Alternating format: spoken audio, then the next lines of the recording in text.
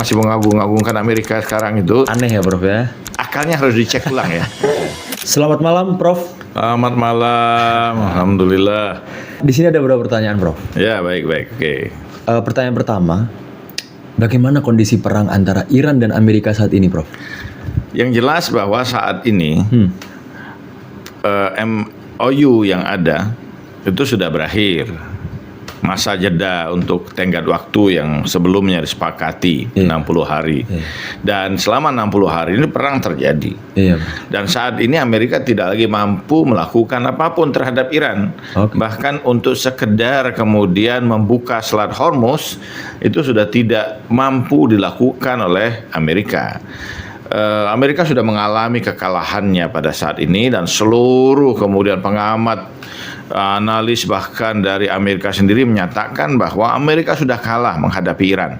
Tidak satu target dari yang ditargetkan dalam perang ini berhasil diwujudkan oleh Trump. Sama sekali ya Prof. Sama sekali. Buntu ya Prof. Ya, dan sepertinya Trump sedang berpikir bagaimana menyelamatkan mukanya di hadapan kemudian panggung internasional dengan klaim-klaim halusinasinya. Dia menang, kemudian Iran sudah tidak mampu menguasai Selat Hormuz. Selat Hormuz merupakan bagian dari tanah Amerika. Kemarin terakhir kan mau nyerang Oman katanya Prof. Ya Mau mengancam Oman. betul. Ini kan selalu begitu.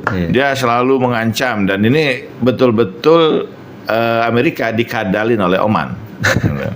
Artinya Amerika bisa mengalami kekalahan ya Prof ya, dengan superpowernya itu. Tentu saja, sepanjang sejarah kan sudah kita lihat dari sebelum Masehi misalnya pada 426 sebelum Masehi, Romawi yang begitu besar itu hancur.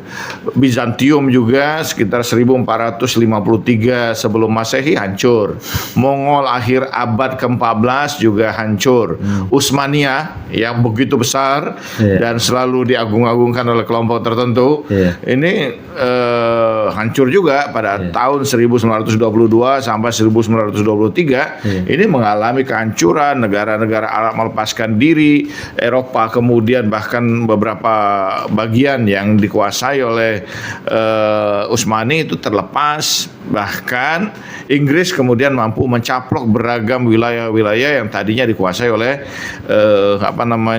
Utsmaniyah. Demikian juga Spanyol pada tahun 1947 itu mengalami kehancuran ya dari negara yang kuat kemudian turun menjadi negara biasa. Demikian juga bahkan Inggris ya Prof. Ya Mas Gifar ya.